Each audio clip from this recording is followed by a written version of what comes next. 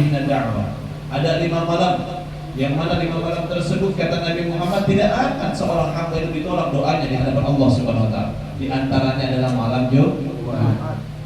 Maka dari itu para ulama menjadikan malam Jumat dengan membaca Yasin, mengirimkan arwah Al-Fatihah dan lain sebagainya, itu adalah dasarnya memanfaatkan waktu yang sangat mustajab. Kita nggak punya tempat nih Pak, ya, adik-adik, kita nggak punya tempat yang mustajab. Tempat yang mustajab hanyalah di kota Makkah dan kota Madinah. Namun kita umat Nabi Muhammad memiliki waktu yang sangat mustajab.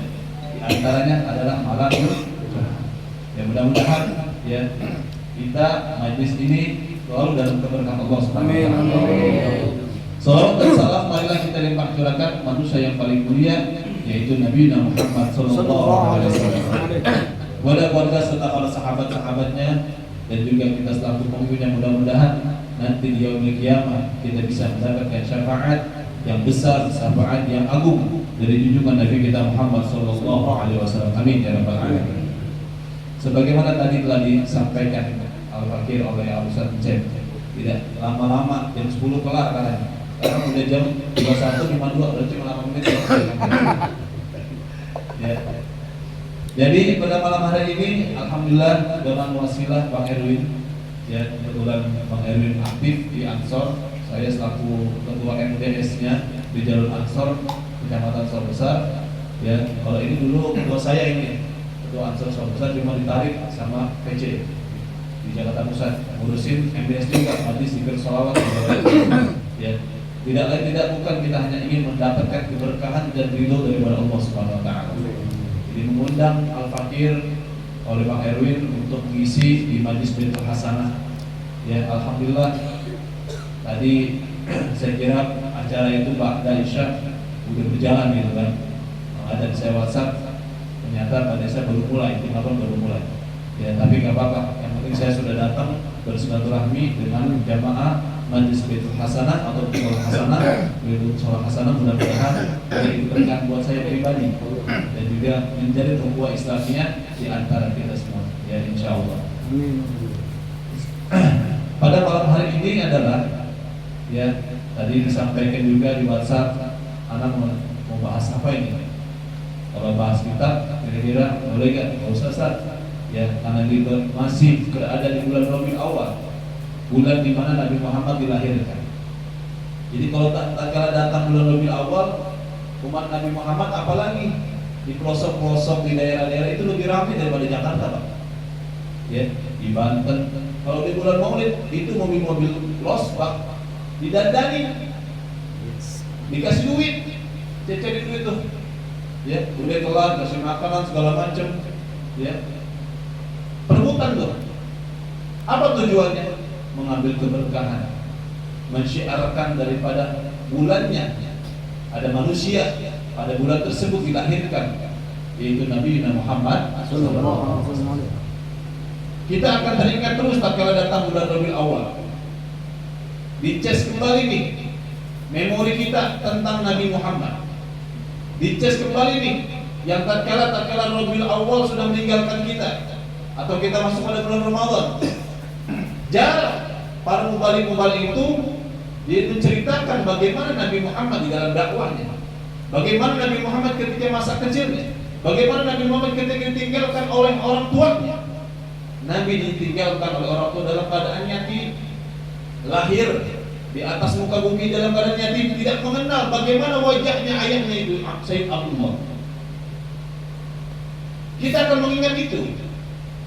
Nah, kita selaku orang tua nih Pak, kita ajarkan anak-anak kita untuk kenal sama Nabi Muhammad, untuk cinta sama Nabi Muhammad. Kenapa? Nabi bilang, Nabi katakan di dalam hadisnya, "Adibu auladakum ala salasi khisal." Didiklah kau punya anak, didiklah kau punya keturunan karena Nabi Muhammad. Ini nasihat Nabi Muhammad untuk kita para orang tua.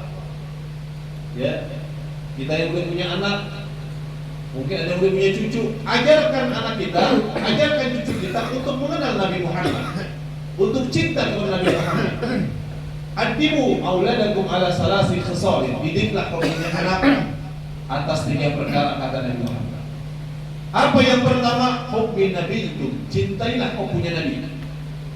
Siapa? Nabi kita siapa dia? Siapa nabi kita? Nabi Muhammad. Kita cintai Nabi Muhammad. Kita sayangi Nabi Muhammad. Dengan apa cara mencintai dan mensayangi Nabi Muhammad? Tadi itu di muqaddimah, man ahya sunnati faqad ahabbani wa man ahabbani kana ma'i fil jannah. Siapa orang yang menghidupkan daripada sunnahku, maka sesungguhnya dia akan bersamaku di dalam surga Allah Subhanahu wa taala. Ya, jadi kalau udah cinta sama Nabi Muhammad, kita akan terus menggali apa sih Nabi Muhammad? Kepribadiannya seperti apa sih? Kapan sih dilahirkan? Siapa sih keluarga-keluarga Nabi Muhammad? Bagaimana sih akhlaknya Nabi Muhammad ketika berkeluarga, ketika berdagang? Semua ada pada diri Nabi Muhammad. Pantas Allah Subhanahu wa taala memuji Nabi Muhammad karena keagungan akhlaknya yang sangat mulia. Apa kata Allah? Allah perintahin kita buat mengagungkan Nabi Muhammad.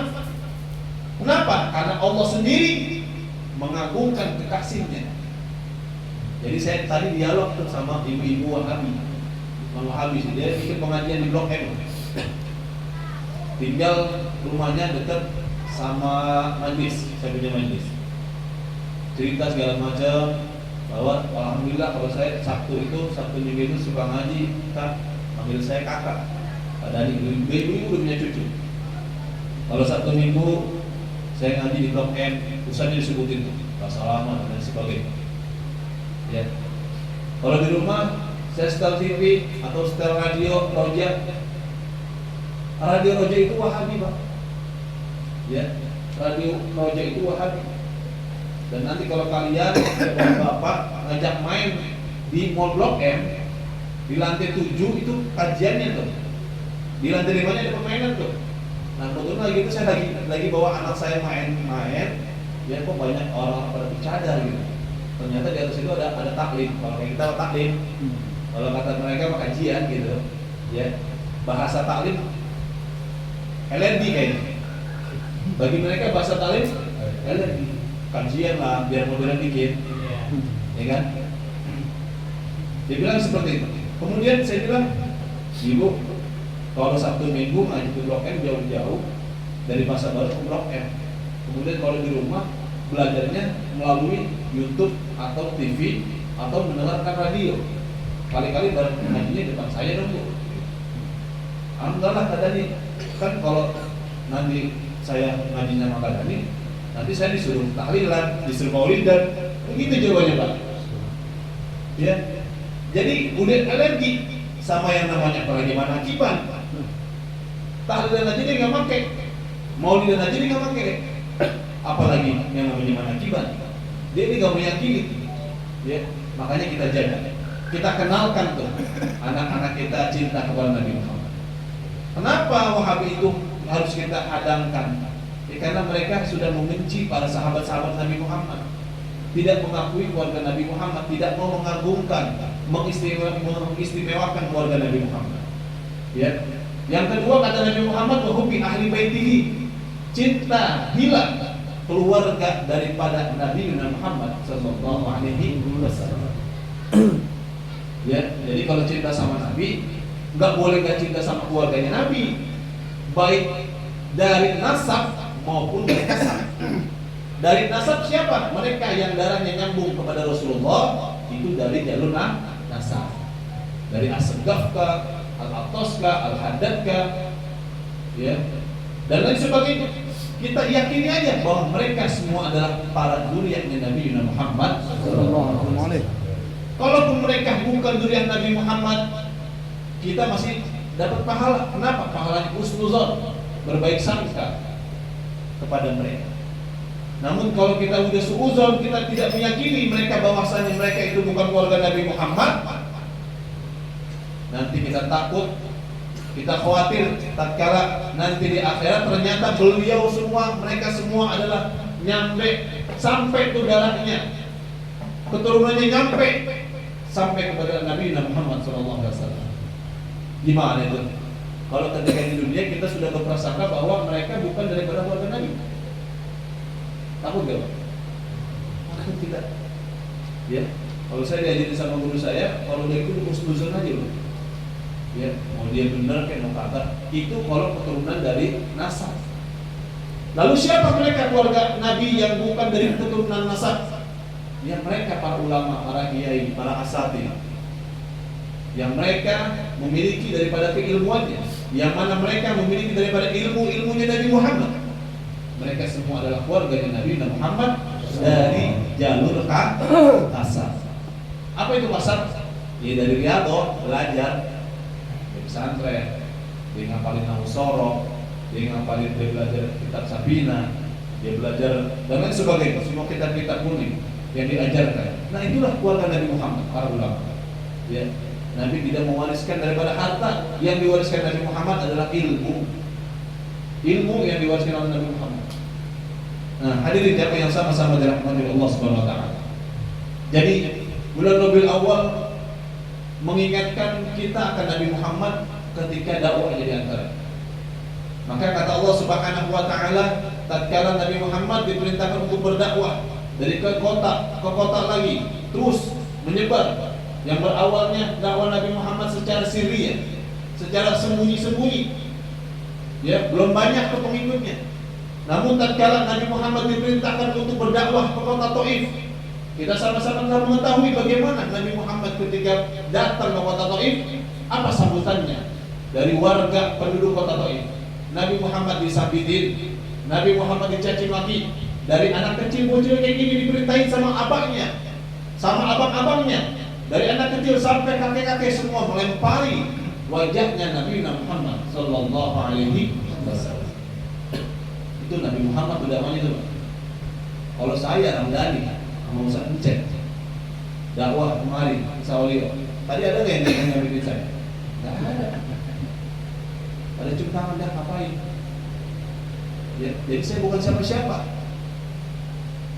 Kalau kita melihat perjuangan Nabi Muhammad luar biasa, malu kita. Ya. Dan juga dakwah itu bukan dimiliki, tugasnya bukan untuk para asatidz, para kiai dan para ulama lainnya. Kita semua umat Nabi Muhammad diperintahkan untuk menyebarkan ajaran yang dibawa Nabi kita Muhammad SAW. Nabi Muhammad dicaci maki. Padahal Nabi Muhammad ketika itu sampai berdarah-darah. Malaikat Jibril nggak kuat tuh melihat Nabi Muhammad ketika disambingin pakai kerikil, pakai batu.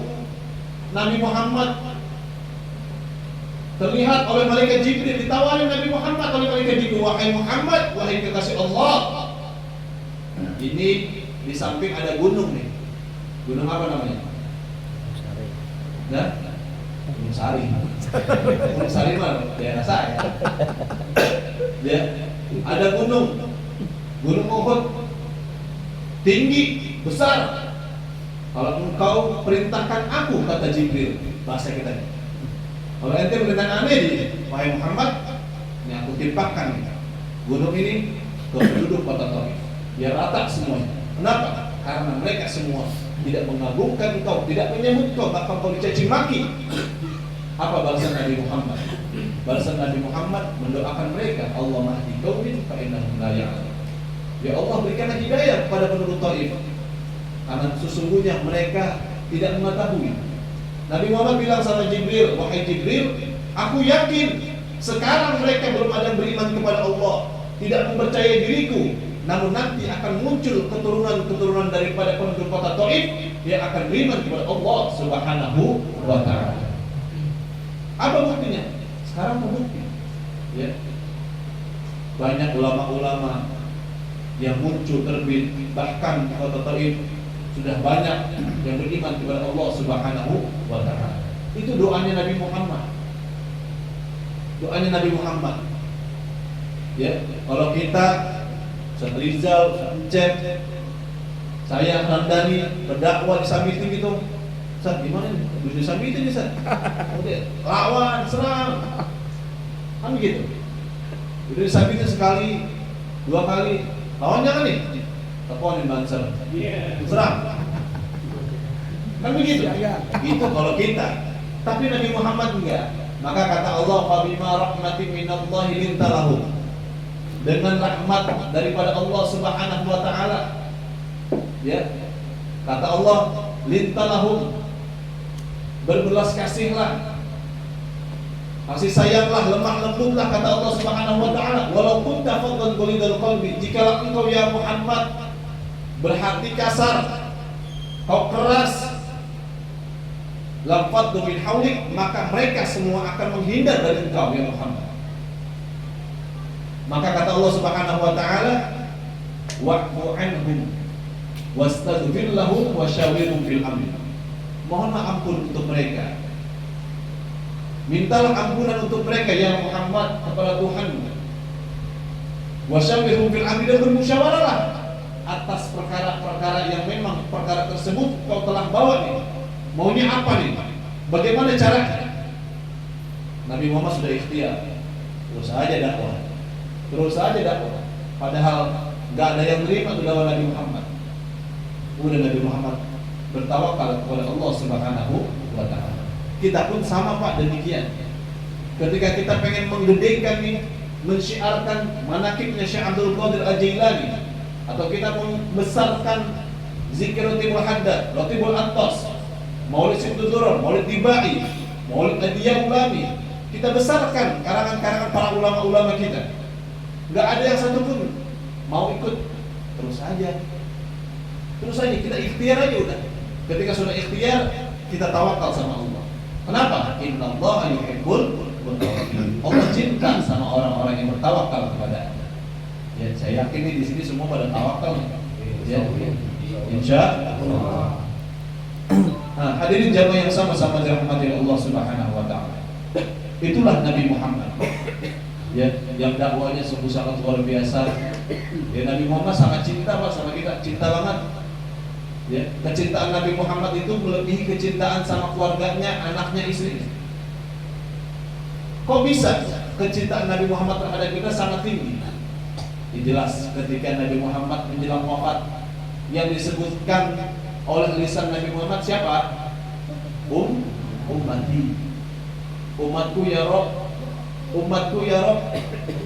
Jangan sampai umatku mereka merasakan sakitnya sakaratul maut. Nabi Muhammad tuh ketika sakaratul maut, semua para malaikat tidak mau melihat wajahnya Nabi Muhammad karena nggak tega. Kekasih Allah Subhanahu wa taala ingin dipanggil, ingin berjumpa dengan Allah. Nabi Muhammad rasakan sakaratul maut. Segitu kekasih Allah yang sholatnya sampai bengkak-bengkak, kita bengkak-bengkak karena habis main futsal, nggak mau sholat. Nabi Muhammad bengkak habis sholat. Ya, itu Nabi Muhammad. Nah, itu Nabi Muhammad Shallallahu Alaihi Wasallam. Ingat kepada kita, yang disebutkan namanya adalah kita umatnya. Walaupun dalam sakaratul maut, sampai dalam satu kisah, ada seorang sahabat Nabi Shallallahu Alaihi Wasallam. Jadi ketika Nabi menjelang wafat, Nabi kan pernah sakit lama tuh menjelang wafat. Akhirnya dipanggillah sahabat Nabi Muhammad Bilal bin Rabah. Wahai Bilal, kau bopong diriku ini. Aku rindu dengan sahabat-sahabat. Aku rindu antarkan jiwaku, ragaku menuju masjid. Dibopong Nabi Muhammad sama Bilal dan sahabat-sahabat yang lain. Padahal lagi sakit.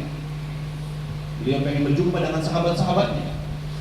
Ketika berjumpa, duduk di atas mimbar. Apa yang dikatakan oleh Nabi Muhammad? Wahai sahabat-sahabatku, saksikanlah. Aku ingin bertanya kepada kalian semua, wahai sahabat-sahabatku, adakah sesuatu yang belum aku sampaikan tatkala aku menyebarkan daripada ajaran Allah Subhanahu wa taala?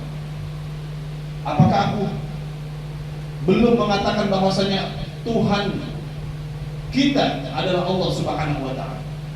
Apa jawaban sahabat? Wahai Rasulullah, sungguh kau telah mengatakan, kau telah mengajarkan bahwasanya tidak ada Tuhan melainkan daripada Allah Subhanahu wa taala.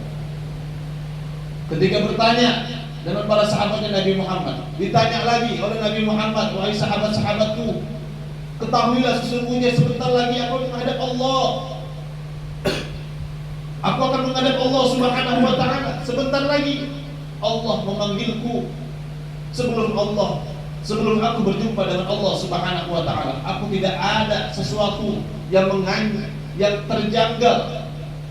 Ketika aku sudah menghadap Allah, aku punya hutang kepada engkau semua wahai sahabat-sahabat. Apa jawaban sahabat? Nggak mungkin kita ini punya hutang sama engkau ya Rasul. Yang ada kami semua punya hutang kepadamu ya wahai Rasulullah. Namun suatu ketika ada sahabat yang bernama Ukasyah. Dia berdiri di hadapan Nabi Muhammad, mengangkat tangannya, bilang sama Nabi Muhammad, wahai Rasulullah, sesungguhnya engkau telah memiliki hutang kepadaku. Apa hutang tersebut? Tatkala engkau ingin mencambuk daripada kuda, mencambuk daripada unta dengan cemetiknya, di balik daripada belakang unta tersebut terdapat diriku. Ketika engkau mencambuk unta tersebut, tidak terkena pantatnya, namun terkena dadaku. Apakah ini termasuk bagian daripada hutang wahai Rasulullah? Apa jawaban Rasulullah? Wahai Ukasyah, ya benar. Ini adalah bagian daripada hutang. Hutang aku dengan diriku, wahai Ukasyah. Lalu apa mau? Kalau memang itu bagian daripada hutang wahai Rasulullah, aku ingin membalas apa yang telah kau lakukan terhadap diriku. Ketika Ukasyah berkata demikian, kira-kira keadaan para sahabat gimana coba? Marah tak? Marah, kaget. Sahabat-sahabat Nabi Muhammad pada kaget. Wah, ini Ukasyah benar-benar nih. Nabi Muhammad sudah mau wafat. Nabi Muhammad sudah dalam keadaan capek, sakit yang luar biasa. Mau balas dendam sama Nabi Muhammad. Kira-kira kalau di sini Ustaz Cep bilang begitu, gimana? Wahai jamaah, mana Kim Syekh Abdul Qadir Jalani ada yang menyodang sama saya? Ada, Sar. Aneh. Begitu orang pernah disampingnya mantu pakai sendal. Ya. Gimana tuh kira-kira? Paling jawaban-jawaban kita ben aja lah, kan urusan dia. Itu tuh kalau kita tuh, ya apalagi murid zaman sekarang tuh, ya luar biasa. Nah, di Ukasyah bilang seperti itu, bilang sama Rasulullah. Tatkala bilang sama Rasulullah, lalu ketika engkau Rasul mencambuk kemudian terkena dadaku, ya aku ingin mencambuk engkau ya wahai Rasulullah. Kemudian Bilal bin Rabah diperintahkan oleh Nabi Muhammad untuk mengambil cambuknya. Bilang sama Fatimah Az-Zahra, berangkatlah Bilal bin Rabah menuju rumah Rasulullah. Bilang sama Fatimah, wahai Fatimah, Rasulullah minta cambuk. Apa kata Fatimah? Wahai Bilal, ada apa gerakan Rasulullah minta cambuk? Dijelaskan oleh Bilal bin Rabah, sesungguhnya Ukasyah telah terkena cambukan Rasulullah ketika perang Uhud. Lalu sekarang Rasulullah, Ukasyah ingin membalas apa yang telah dilakukan oleh Rasulullah. Apa jawaban Fatimah? Wahai Bilal bin Rabah, jangan abahku yang dicambuk. Aku ayah anaknya nih, Fatimah Az-Zahra binti Rasulullah. Bilang sama Ukasyah, aku aja yang dicambuk. Jangan ayahku, jangan abahku, jangan. Abahku lagi sakit, sudah gak kuat. Dibawa sambil menangis Siti Fatimah. Fatimah Az-Zahra sambil menangis. Ketika dibawa, diantarkan cambuk tersebut kepada Nabi Muhammad. Ketika diantarkan, wahai Ukasyah, ini cambuk sudah ada, berikan kepada Ukasyah. Ketika dipegang sama Ukasyah, datanglah Ukasyah menghampiri Nabi Muhammad SAW. Ketika menghampiri, para sahabat-sahabat Nabi sudah geram melihat tingkah lakunya Ukasyah yang sungguh sangat luar biasa. Berdirilah Abu Bakar As-Siddiq radhiyallahu anhu, bilang sama Ukasyah, wahai Ukasyah, aku adalah manusia yang pertama masuk dalam Islam. Kau cambuk aja diriku. Aku lelah, letih, susah payah bersama Nabi Muhammad. Bagaimana tatkala aku berada di Gua Hira? Aku tergigit kala jengking dan lain sebagainya. Cambuk saja diriku wahai Ukasyah. Sambil kesal, marah kepada Ukasyah. Kemudian apa kata Nabi Muhammad? Wahai Abu Bakar, duduk saja kau duduk aja. Ini urusan aku dengan Ukasyah. Ini urusan aku dengan Ukasyah, kau duduk aja. Jalan lagi Ukasyah. Dihalang lagi oleh Umar bin Khattab. Wahai Ukasyah, tahu gak? Dulu aku ini adalah orang yang sangat benci pada Nabi Muhammad. Aku ingin menyakiti Nabi Muhammad. Dulu aku sebelum masuk Islam. Namun tatkala aku sudah masuk Islam, kalau saja seseorang yang menyakiti Nabi Muhammad, maka aku